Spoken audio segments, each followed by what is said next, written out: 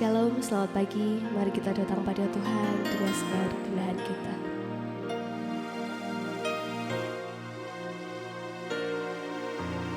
Ku tak membawa apapun juga saat ku datang ke dunia.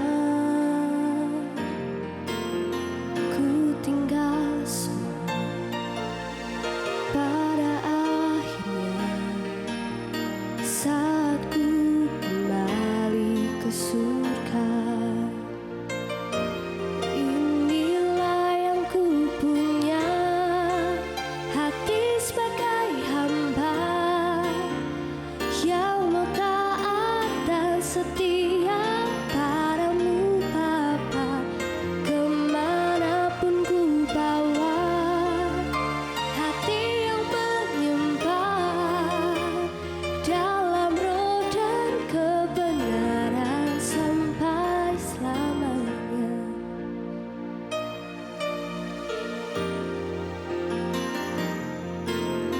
Ku tak membawa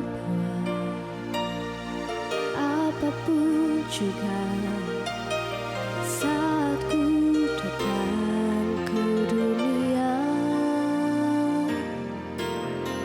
Ku tinggal semua pada akhirnya saat ku kembali ke surga. Inilah yang ku punya, hati sebagai hamba yang mau taat dan setia padamu Bapa. Kemanapun ku bawa, hati yang menyembah di dalam roh dan kebenaran sampai selamanya. Inilah yang ku punya, hati sebagai hamba yang mau taat dan setia padamu Bapa. Kemanapun ku bawa, hati yang menyembah dalam roh dan kebenaran sampai selamanya.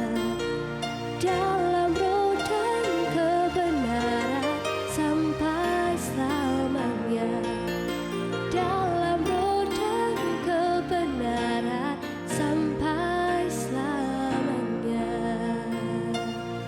Sampai selamanya ku mau menyembahmu Tuhan. Holy bagimu Yesus, terpujilah Kau Tuhanku. Kau Allah yang kudus. Haleluya. Bersyukur untuk pagi yang indah ini Tuhan, boleh sertai setiap kami, boleh membangunkan kami dengan nafas kehidupan daripada-Mu. Sebentar Tuhan, kami mau dengarkan kebenaran firman-Mu.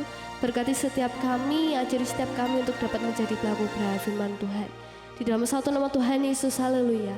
Amin. Shalom Bapak Ibu yang dikasihi Tuhan. Bulan ini kita masuk dalam materi hati hamba. Dan hati hamba ini memegang peranan yang sangat penting di dalam kehidupan kita agar kita bisa masuk di dalam rancangan Tuhan.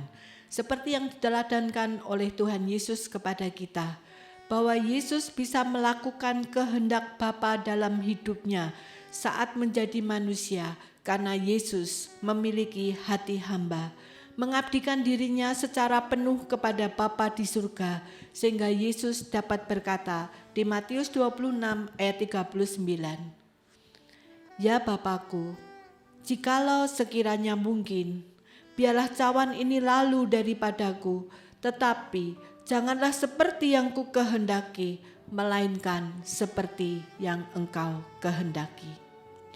Inilah teladan yang Yesus berikan kepada kita, hati yang mutlak taat kepada Bapa di surga, sehingga membuat kita bisa hidup dikendalikan oleh kerajaan Allah dan masuk dalam rancangan Bapa, menjadi agen kerajaan Allah di muka bumi ini. Yang pertama, hati hamba membuat kita memiliki ketaatan mutlak kepada Bapa di surga. Filipi 2 ayat 8 berkata, dan dalam keadaan sebagai manusia, ia telah merendahkan dirinya dan taat sampai mati, bahkan sampai mati di kayu salib. Merendahkan dirinya memiliki arti bahwa Yesus memiliki hati hamba, dan karakter hati hamba ini membuat Yesus sanggup mutlak taat kepada Bapanya di surga, bahkan sampai harus mati di atas kayu salib sebagai penebus dosa, menggantikan manusia yang berdosa. Dan pengorbanan ini bisa dilakukan oleh Yesus karena Yesus memiliki hati hamba. Tidak ada pemberontakan sama sekali di dalam kehidupannya terhadap kehendak Bapa di surga. Yesus sanggup merendahkan dirinya untuk sebuah kebenaran yang Bapa tetapkan di dalam dirinya. Apakah kita memiliki hati seperti Yesus? Kita siap memiliki ketaatan yang mutlak kepada Bapa di surga. Kita sanggup merendahkan diri untuk kebenaran yang Tuhan tetapkan bagi kita. Seperti yang Rasul Paulus katakan di Galatia 2 ayat 20. Namun aku hidup, tetapi bukan lagi aku sendiri yang hidup, melainkan Kristus yang hidup di dalam aku. Dan hidupku yang kuhidupi sekarang di dalam daging adalah hidup oleh iman dalam Anak Allah yang telah mengasihi aku dan menyerahkan dirinya untuk aku. Ayat ini mencerminkan bahwa Paulus benar-benar memiliki hati hamba, ketaatan yang mutlak untuk mengabdikan dirinya secara penuh kepada Kristus. Sampai Rasul Paulus berkata bahwa hidupnya bukan dia lagi, artinya Paulus benar-benar mematikan kehendak bebasnya dan mengambil sikap dengan kesadaran penuh menyerahkan hidupnya untuk dipimpin dan diatur oleh Kristus. Sehingga yang hidup di dalam dirinya bukan lagi Paulus tetapi Kristus. Dan penyerahan hak ini dilakukan dengan kesadaran penuh dalam penghayatan cinta kasih Kristus yang telah merelakan dirinya mati buat Rasul Paulus dan buat kita semua. Oleh karena itu Rasul Paulus bisa berkata, dan hidupku yang kuhidupi sekarang di dalam daging adalah hidup oleh iman dalam Anak Allah yang telah mengasihi aku dan menyerahkan dirinya untuk aku. Cinta kasih Kristus dalam dirinya membuat Rasul Paulus percaya penuh kepada Kristus, sehingga Rasul Paulus berkata, hidup oleh iman, percaya bahwa segala sesuatu yang dilakukan oleh Yesus di dalam kehidupannya adalah baik adanya, sekalipun dia mungkin belum mengetahui maksud Tuhan secara utuh, tetapi Rasul Paulus percaya seperti yang dikatakannya kepada jemaat Roma di Roma 8 ayat 28. Kita tahu sekarang bahwa Allah turut bekerja dalam segala sesuatu untuk mendatangkan kebaikan bagi mereka yang mengasihi Dia, yaitu mereka yang terpanggil sesuai dengan rencana Allah. Iman atau kepercayaan bahwa segala hal yang dibuat oleh Yesus adalah baik dan untuk mendatangkan kebaikan atas hidupnya.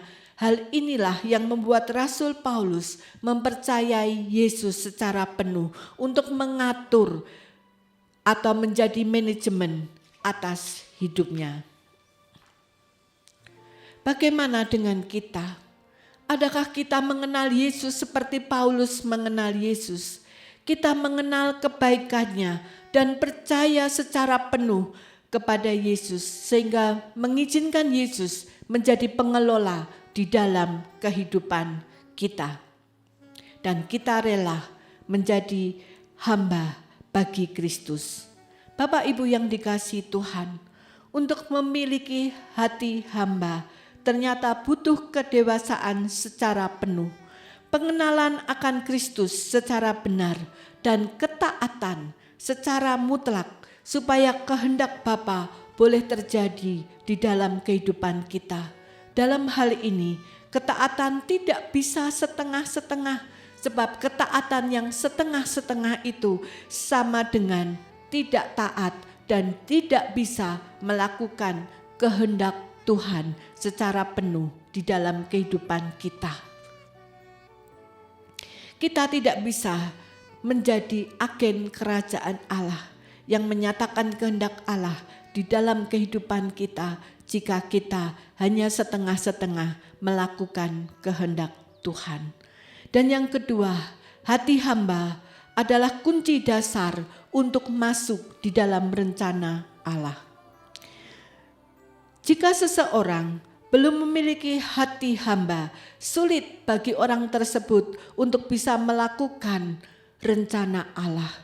Karena sulit bagi dia untuk melakukan sesuatu yang bukan dari kehendaknya sendiri. Sekalipun itu kehendak Bapa di surga, kehendak yang benar atas hidup kita, tetapi seringkali dikalahkan oleh perasaan hati.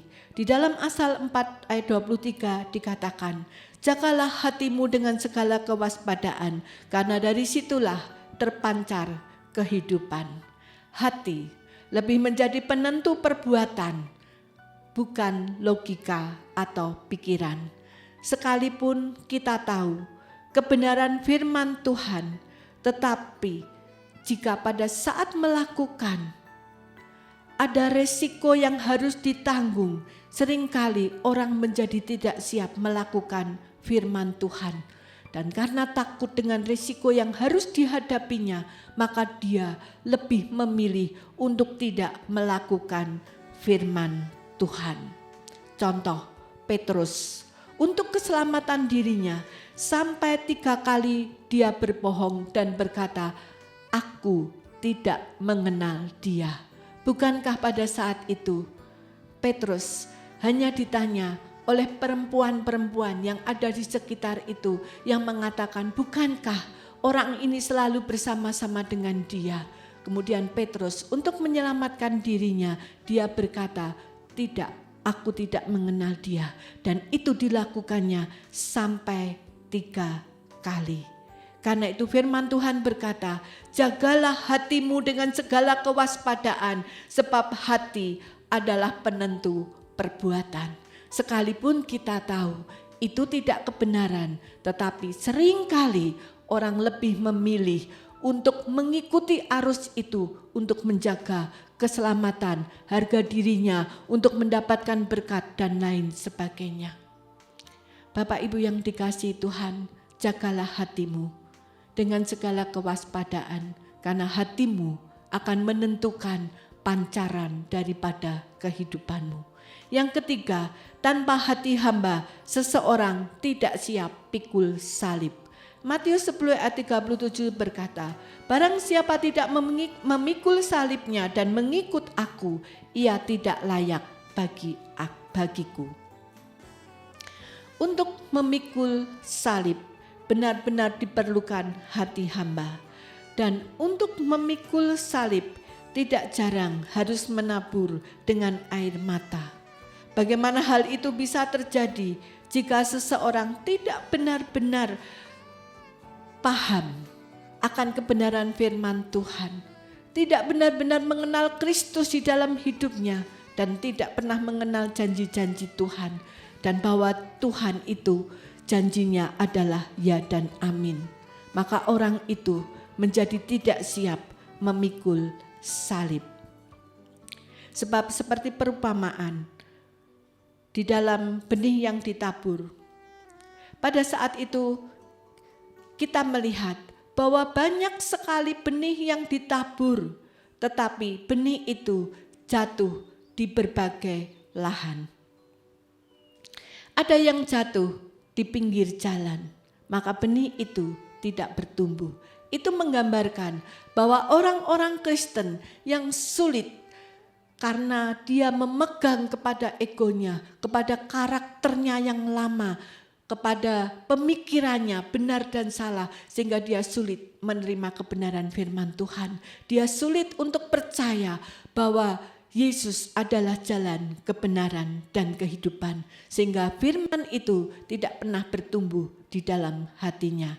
Kemudian yang kedua adalah benih yang jatuh di pinggir jalan. Karena dia jatuh di pinggir jalan, dia jatuh di tanah yang tipis. Memang benih itu bisa bertumbuh, tetapi hanya sebentar, kemudian dimakan oleh burung-burung di udara.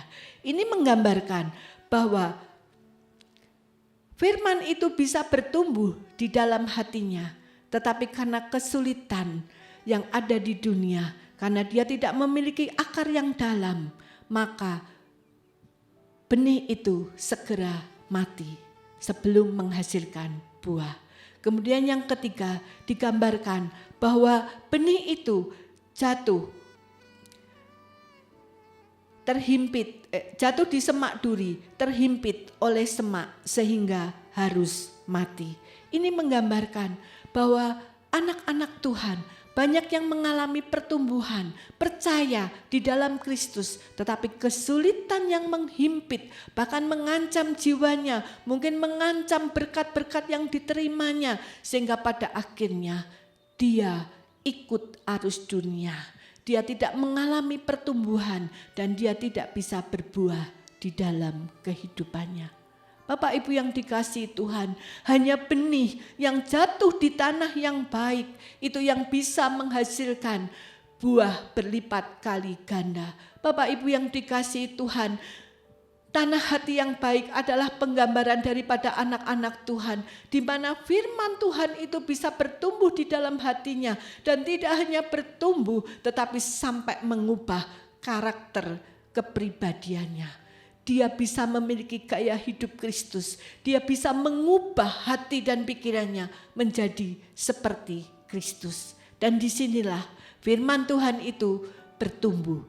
Disinilah firman Tuhan itu menghasilkan buah-buah roh dan kebenaran. Dan pasti orang ini memiliki karakter Kristus, yaitu memiliki hati hamba di dalam kehidupannya. Bapak Ibu yang dikasihi Tuhan, hati hamba ini sangat penting di dalam pengiringan kita kepada Kristus. Miliki hati hamba jika engkau ingin benar-benar menjadi agen kerajaan Allah. Karena melalui hati hamba engkau bisa dipilih oleh Tuhan untuk melakukan kebenaran firman Tuhan. Dan engkau akan menikmati berkat-berkat firman Tuhan yang sudah Tuhan janjikan di dalam kehidupan kita. Karena kita memiliki ketaatan yang mutlak, ketaatan yang penuh di dalam pengiringan kita kepada Tuhan. Bahkan sampai siap memikul salib, karena kebenaran Kristus adalah kebenaran yang sejati yang harus kita pertahankan di dalam kehidupan kita. Jangan sampai kebenaran firman Tuhan yang sudah tumbuh dalam hati kita terhimpit oleh ilalang, terhimpit oleh masalah-masalah dunia. Percayalah bahwa Kristus akan sanggup menolong setiap permasalahan kita, karena bagi Tuhan tidak ada yang mustahil.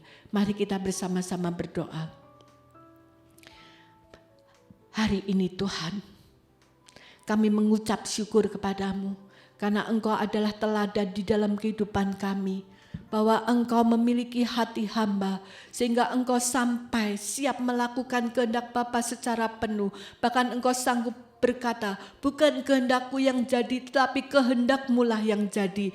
Biarlah pagi hari ini dengan kerendahan hati kami boleh berkata seperti Kristus.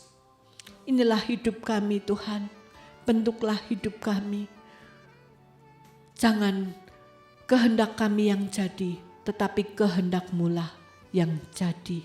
Beri kekuatan kepada kami untuk kami memiliki ketaatan secara penuh kepadamu, ketaatan yang mutlak Tuhan.